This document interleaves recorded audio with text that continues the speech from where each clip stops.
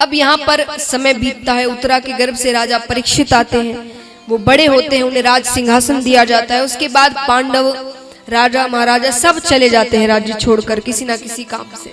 कोई वन की ओर जाता है, कोई पहाड़ों की ओर चला जाता है। कई वर्षों तक राजा परीक्षित ने राजकाज संभाला। एक दिन खजाने की सफाई हो रही थी तो उसमें से एक मुकुट मिला, बहुत कीमती हीरे जवाहरात तरह तरह के जो हीरे होते हैं उनसे सजा हुआ मुकुट था। वो मुकुट था जरासंध नामक एक राजा का। वो राजा पहले हुआ था बड़ा ही पापी, उसने बाकी राजाओं को मार कर लूट कर उनकी हत्याएं कर कर वो मुकुट बनवाया था। और जैसे मैंने कल कहा था, जैसा संग हो वैसा स्वभाव होता है। वो मुकुट लाया गया, साफ कर कर राजा को पहनाया गया। पहनते ही राजा के मन में हिंसक भाव आने लगे। राजा ने कहा आज शिकार खेलने चलते हैं। कभी वे शिकार खेलने नहीं गए, आज शिकार खेलने चलते हैं। जाते हैं, बीच रास्ते में दूर से देख रहे हैं कि एक शूद्र एक पैर का बैल है उसके सामने, उसे लकड़ी से मार रहा है, बहुत मार रहा है, बहुत पीट रहा है। नीचे अधमरी हालत में एक गौ माता पड़ी है, उसे वो बार बार बीच में पैर की ठोकर मार रहा है। ठाकुर जी ने देखा कि राजा परीक्षित ने देखा कि मेरे राज्य में ऐसा क्रूरता का कार्य। तुरंत उसके पास आते हैं, तलवार निकालते हैं कि तुम कौन हो। उसने कहा मैं कलयुग हूं। कौन हूं मैं? कलयुग हूं। ये एक पैर वाला बैल, ये बैल कौन है? ये धर्म है। ये गौ माता कौन है? ये पृथ्वी है। कलयुग में पृथ्वी की यही हालत होगी। और ये जो बैल है धर्म है, इसके एक ही पैर क्यों है? बोले क्योंकि कलयुग में धर्म केवल दान से किया जाए। 4 लक्षण है या जो 4 महत्वपूर्ण बातें हैं धर्म की, उसमें से एक दान है। तो बोले जो बाकी 3 है, तप है, तपस्या है, वैराग्य लेना हुआ, ये सारी चीजें कलयुग के जीव कर नहीं पाएंगे। वैराग्य लेना, मोह माया छोड़ना, सुपारी नहीं छूटती किसी से, मोह माया कहां से छूटे? ये सारी चीजें कोई कर नहीं पाएगा, पर दान हर कोई कर सकता है। दान हर कोई कर पाएगा। तो महाराज कलयुग में अगर धर्म जीवित है तो दान से।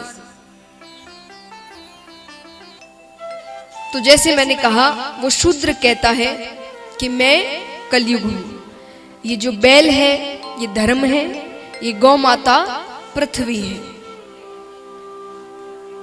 राजा परीक्षित ने कहा कि अगर ऐसा समय आने वाला है, उस समय तो कलयुग नहीं आया था, तो राजा परीक्षित ने कहा कि अगर ऐसा समय आने वाला है जिसमें धर्म की ये हालत होगी, पृथ्वी की ये हालत होगी, तो तुम्हारा तो मर जाना ही अच्छा है।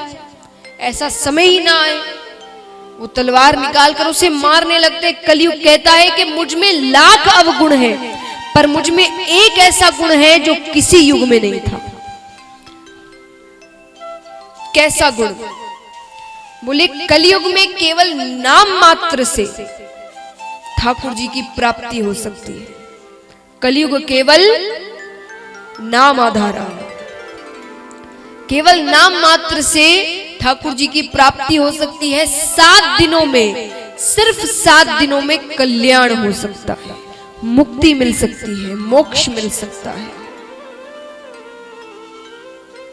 ये तो बड़ी अच्छी बात है सच में। और किसी युग में ये चीज नहीं है। और युगों में आपको तपस्या करनी पड़ेगी वर्षों तक, तब भी कोई पक्का नहीं है कि भगवान के दर्शन होंगे कि नहीं होंगे। पर कलयुग में केवल नाम मात्र से भगवान मिल सकते हैं। तो राजा परीक्षित ने कहा अच्छी बात है, चलो मैं तुम्हें मारता नहीं, लेकिन तुम मेरे राज्य में तो नहीं रह सकते। अब राजा परीक्षित ने पूरा राज्य ही जीत लिया था, सब कुछ जीत लिया था, जितने राज्य थे सब उनके हाथ में थे। कलयुग ने कहा कि सब तो आपका ही राज्य है, मैं कहां जाऊं? बोले वहां जाओ जहां मदिरा पान होता है, वहां जाओ जहां गलत कार्य होते हैं, वहां जाओ जहां डकैतियां होती है, वहां जाओ जहां गलत स्त्रियों के साथ संग होता है।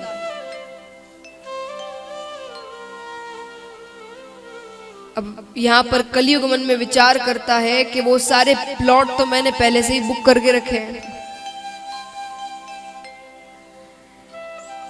पर कलयुग ने कहा कि राजन, आप मुझे एक स्थान मेरे मन मुताबिक दीजिए। ये सारे स्थान ठीक है, मैं वहां चला जाऊंगा, मैं आपके राज्य में नहीं आऊंगा, लेकिन एक स्थान मुझे मेरे मन मुताबिक दीजिए। राजा ने कहा कौन सा स्थान? बोले मुझे स्वर्ण में स्थान चाहिए। स्वर्ण यानी सोना, मुझे सोने में स्थान चाहिए। राजा ने कहा ठीक है, लेकिन तुम 5000 वर्षों तक अपना असर नहीं दिखाओगे। महाराज, हम और आप कहते हैं कि कलयुग आ गया, कलयुग आ गया, घोर कलयुग आ गया, घोर कलयुग। कहां कलयुग आया? कलयुग की आयु कितनी है? मान लीजिए कलयुग एक इंसान है, उसकी आयु कितनी है? कोई जानता है यहां पर कलयुग की आयु कितनी है? 4,32,000 ये कलयुग की आयु है। अभी कितने वर्ष हुए हैं? 5,115 वर्ष। अब चलिए ये भी मत मानिए कि 5,115 वर्ष हो गए कलयुग के, नहीं, क्योंकि राजा परीक्षित ने कितने वर्ष मांग लिए थे कि तुम उतने वर्षों तक अपना असर मत दिखाना, 5,000 वर्ष। तो 5,000 वर्षों में तो कलयुग ने अपना असर बिल्कुल नहीं दिखाया था। तो कितनी आयु हुई अभी तक उसकी? 115 वर्ष। तो जिसकी आयु 4,32,000 है, वो अभी 115 वर्ष का छोटा सा बच्चा है। बच्चा भी नहीं कहूंगी मैं, एक बिंदु मात्र है, अभी गर्भ में आया ही है। तो ये हाल है। सोचिए जब वो यौवन अवस्था को प्राप्त होगा तब क्या होगा। तो अभी तो कलयुग नहीं आया, अभी तो धर्म के कार्य हो रहे हैं, कथा हो रही है, सत्संग हो रहे हैं, सबके मन में भक्ति है, भगवान का थोड़ा सा भी अंश है। जब ये पूरी तरीके से खत्म हो जाएगा ना, तब कलयुग आएगा। तो महाराज अब यहां पर ये सब कहकर राजा चले जाते हैं, लेकिन ये राजा भूल गए कि उन्होंने जो स्वर्ण में स्थान दिया है उसे राजा ने खुद ने सोने का मुकुट पहन कर रखा था। कलयुग उसमें प्रवेश कर गया। प्रवेश करते ही अब यहां पर वो शिकार खेल रहे हैं, हत्याएं हो रही है पशुओं की। खेलते खेलते खेलते वे भटक जाते हैं, सैनिक कहीं चले जाते हैं, राजा अकेले कहीं पड़ जाते हैं। रास्ते में घूम रहे हैं, दूर से एक कुटिया दिखती है, शाम हो गई है उन्हें। कुटिया के अंदर जाते हैं, कुटिया के अंदर एक ऋषि बैठे तपस्या कर रहे हैं, समीक ऋषि तपस्या में लीन है। अब तपस्या में महाराज अगर कोई ऋषि तपस्या कर रहे हैं, आप उनसे जाकर कुछ बात कहोगे तो वो थोड़ी सुनते हैं, वो ध्यान में नहीं रहते, उन्हें आसपास क्या हो रहा है कुछ नहीं पता, वो पूरी तरीके से भक्ति में लीन रहते हैं। तो राजा ने आकर 2-3 बार कहा कि मुझे प्यास लगी है, मुझे जल दीजिए। उन्होंने नजरअंदाज कर दिया कि वो तपस्या कर रहे हैं, वो कैसे सुनेंगे। 2-3 बार कहा, जब जल नहीं मिला, ऋषि ने कोई जवाब नहीं दिया, तो नीचे कुटिया में एक मरा हुआ सर्प पड़ा हुआ था। राजा ने उस सर्प उठाया और ऋषि के गले में डाल दिया, वहां से चले गए। वो दृश्य दूर से ऋषि के एक शिष्य ने देख लिया। उन्होंने ऋषि के बेटे से जाकर कहा कि अब नाम तो नहीं पता वो कौन था, पर दिखने में कोई राजा जैसा लग रहा था। उसने तुम्हारे पिताजी के गले में मरा हुआ सर्प डाल दिया। बिना सोचे समझे जाने बेटे ने वही खड़े खड़े कह दिया कि जिसने भी ये हरकत की है मैं उसे श्राप देता हूं, अगले 7 दिनों में तक्षक नाग के डसने पर उसकी मृत्यु हो जाएगी। अब वो अपने पिताजी के पास आते हैं, उन्हें ये बातें बताते हैं। पिताजी ने सोचा कि देखो तो सही किसे श्राप मिला है। नेत्र बंद कर देखते हैं तो राजा परीक्षित सामने आते हैं। अब देखिए महाराज, हम जैसा कोई होगा तो उसे क्रोध आएगा, वो कहेगा अच्छा हुआ, श्राप मिलना चाहिए था, उसने गलत कार्य किया। ऋषि को दुख हुआ। क्यों? क्योंकि ऋषि जानते थे राजा परीक्षित ऐसे हैं नहीं, वो बहुत अच्छे हैं, वो बहुत संस्कारी है, वो बहुत दयावान है, जरूर कुछ ना कुछ हुआ है तभी उन्होंने ऐसी हरकत की। तो वो इस श्राप के हकदार नहीं, काबिल नहीं है, उन्हें श्राप नहीं मिलना चाहिए। तो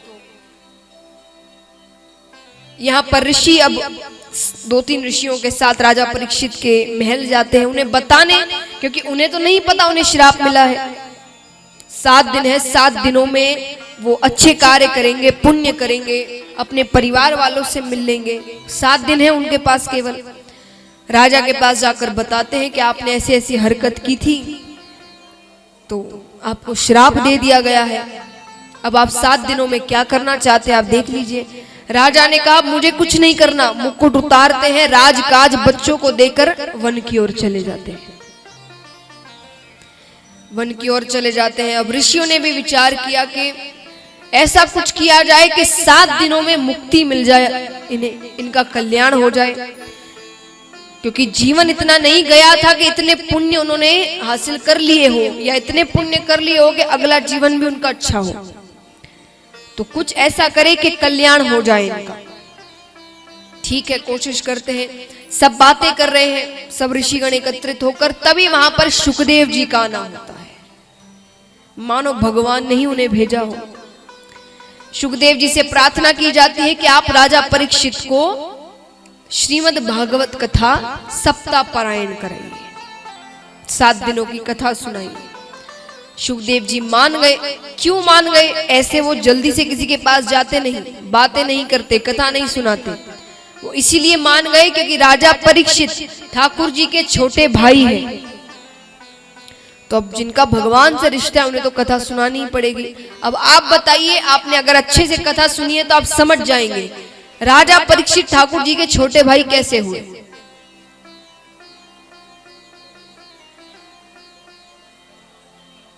बताइए।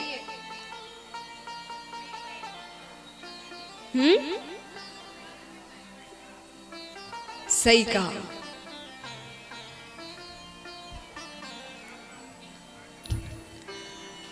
तो महाराज, गर्भ के अंदर से जो पहला बालक निकलता है वो बड़ा बेटा, छोटा बालक निकलता है वो छोटा बेटा। पहले ठाकुर जी उत्तरा के गर्भ में गए, फिर गर्भ से बाहर आए तो वो पहले पुत्र हुए। उसके बाद राजा परीक्षित बाहर आए तो वो दूसरे पुत्र हुए। उस हिसाब से राजा परीक्षित ठाकुर जी के छोटे भाई हुए।